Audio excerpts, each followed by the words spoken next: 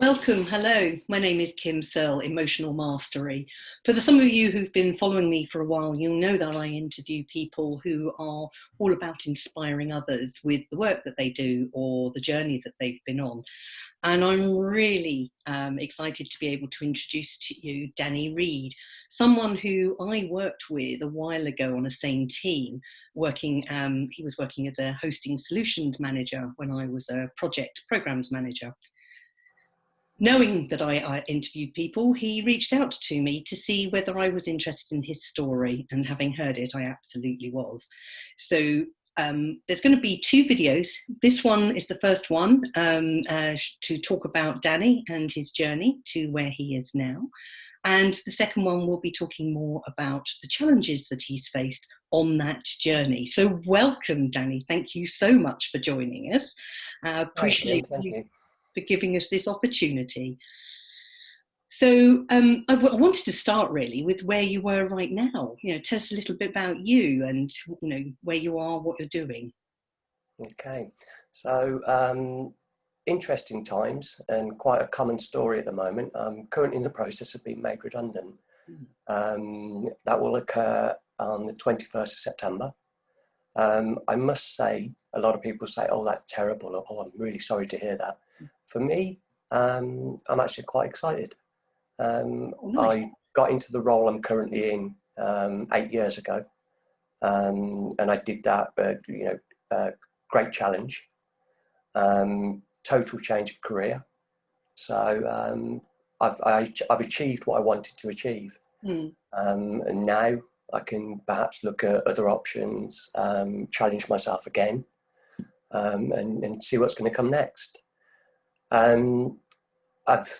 Work-wise, that's kind of like where I'm at the moment. I haven't applied for any new roles yet.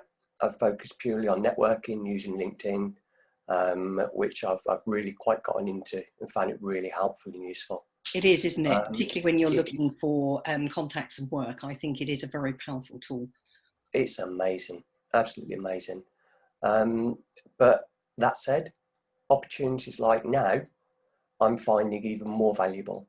And the more that I'm exploring and delving into LinkedIn, the more I'm finding out, and the more that I'm enjoying it. So at the moment, that's kind of like where I'm at. Perfect, thank you. And that's such a difference from your early years. I know when we spoke about this before the interview, you were talking to me about your early years, and it's very different, isn't it? Would you like to just start with that the beginning of those early years, the child caring years? Yeah. So excuse me for rearranging. Oh, right. A fidget. So in the beginning, pre-double figures, I was a child carer. My mum was a manic depressive, and it was back in the 80s when the medication, when the understanding of mental illness was still very limited. It was still at a time when they would give you one drug to get rid of one symptom, and then the side effects from that drug, you'd have another drug to counteract that symptom, and so on. I kind of recall my mum would take anything from 15 to 20 tablets a day. Wow, as many as that? Various, yeah. Oh. It was kind of crazy. So growing up around that with my mum, self-harm, suicide was regular. Well, not suicide, sorry, overdosing. Yes. So more often than not, I'd go to school as a nipper, and quite often I'd just come home wondering whether mum would or wouldn't be there, or whether she'd be back in hospital. I recall coming home on multiple occasions when there was an ambulance there. Sort of picking her up. You as a child. Sorry? That must have been frightening for you as a child. That's the crazy thing, Kim. So one of the things that I have learned over time, for me, I know it wasn't normal, but essentially it was normal. It was just the way that our life was. Mm. And I think that's one of the things that's really inspired me to get in touch with yourself and to try and, you know, explain to people sometimes that as much as they're talking about awareness, they're talking about, you know, speak to your mate and your mate speaks to you. I think that sometimes you don't even know that you're ill. And I think that's the tough part. Other people can see it, but you can't see it. You just see that you've got another challenge. So yeah, I actually don't recall as a child being overly aware that my mum's illness was what it was, or that it was that much different to anyone else. And I'm sure that must sound absurd. Yes and no. As an aside, I run a carer support group on Facebook, and there were a number of young adults, shall I say, who had been doing caring for parents in most part, but not entirely. And, you know, it had been just normal to them because that's the way they grow up. And normal is just something that goes on in your life all the time, and you don't know any different. So I get what you're saying. I get what you're saying. The other side of that, to give the opposite perspective, is people who have never known that, to them, one, it's absurd that you could sense or feel that it's normal. And also two, they more often than not are very, very sad for you. Oh, that's awful. How did you cope? And are you okay? And you don't understand why they're saying that. As I said, you know that it's not normal, but it was fine. You just sort of got on with it. Yeah. And I think that's a big motivator for me in sharing the story and doing what we're doing, to try and help people who aren't aware, who don't understand, and the flip reverse, just to remind the people who are out there, who are having to live through it, who are having to try and cope and survive, that, yes, you're not on your own, but also you will survive. A very strong message, I would say, because, you know, it can seem never ending, but from the conversations we had, you did actually move on when you were just leaving school, was it, to work with more mature people with mental health issues? Is that right? Is that what you said? Yeah, so it's going back a few years. Not that you can tell, you know, obviously I'm spring No, chicken. of course not. Worth a try. Yeah, so back in the days of youth training, one of the government's initiatives, obviously, to get everybody a qualification of some kind, regardless of their background. It was back in those days, so just before 2000, 2000. And I went to work in a psychiatric hospital. Ironically, it was the hospital that my mum more often than not frequented when she was ill. And I can't remember exactly how it came about. I know there were aspirations of being a psychiatrist when I grew up, you know, so obviously many people, racing driver, footballer, astronaut, I kind of like got my head into the idea that I did like the idea of a psychiatrist. Yeah. So I started working at the psychiatric hospital. I was doing a MVQ level 2 in direct care, and I was placed on various different elderly mentally ill wards within the hospital, and then obviously being shown how to do the role by the senior staff, and then also completing the paperwork in the background, the coursework in the background, to get me to that qualification. Brilliant. And how long were you there? Because I think that, you know, that's a big step for a young man. And I do hear of young men doing it, don't get me wrong, but it's still quite a big step, I think, to be working in that. There was one other male on the ward, well, Really? one other male nurse on the ward, and he was quite a mature chap, so. Yeah. So it's a big step, isn't it? So how did you cope?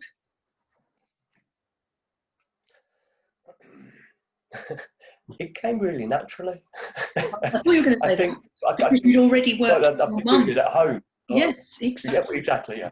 It was the opposite of taking work home. I was taking my home to work. So yeah, nice analogy. It kind of came naturally. Yeah. I've always found it rewarding, satisfying. I did the EMI stuff for about 6 months.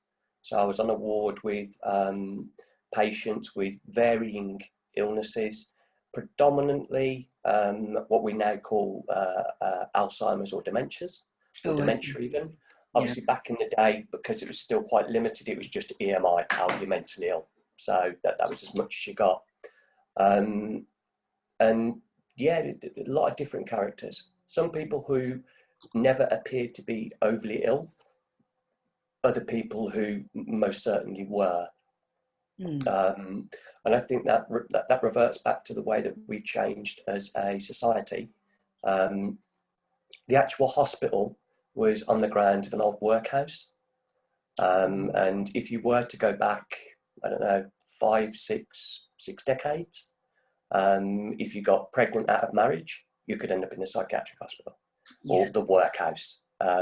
Same again, if you didn't function in society, if you know anything of that ilk, because the understanding was so minimal, that was where you went, and that was how it worked. Yeah.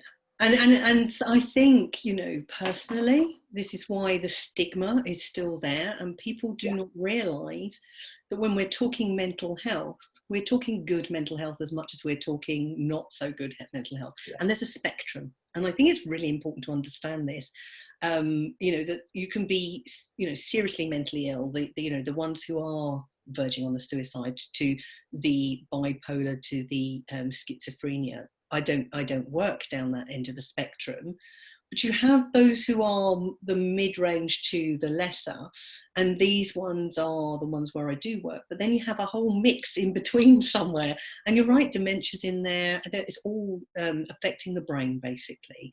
So you can have good mental health as much as you can have not good mental health, and it's just where you are on the spectrum. And I do believe that the way we treated people over centuries, because it's obviously gone back a lot further than that, because they were different, because some people were sectioned and there was nothing actually wrong with them. So it's no wonder we're still living a bit in fear. So this sort of interview is really powerful to get that message out there that, you know, these people were just ill. They're not, you know, they're not to be frightened of. So yeah, excellent. Yeah, absolutely. So sorry, go on. No, I was just going to say, so I did that for between 6 and 9 months, got my qualification. Excellent. I then managed to get a job with the NHS, working with schizophrenics in the community. So particularly close to where the hospital was a home or a house that had been converted into a community care home for schizophrenics. Yeah. And the purpose being rehabilitating them, helping them to adjust to society, and basically get them to function in society, in the community. Yeah, it can be managed by medicine, can't it? I don't know enough about it. Absolutely.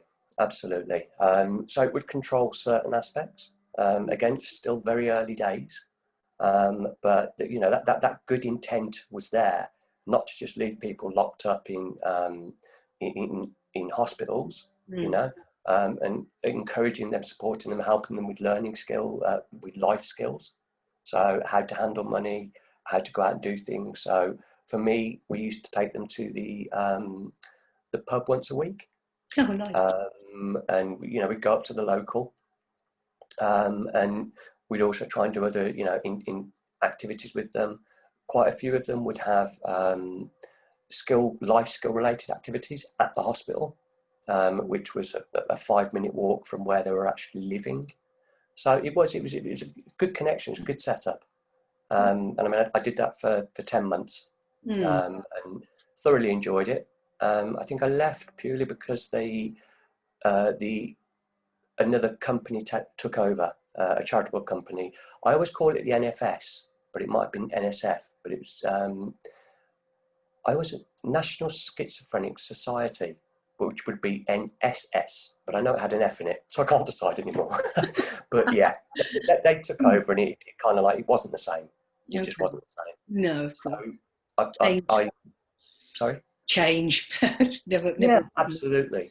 But it led me to one of my, you know, many of my life's adventures, in the sense that I became aware the place where I'd studied my MVQ, their tutor was leaving. And, you know, sort of like being me, I just said to the company, I said, well, can I do it? and it's as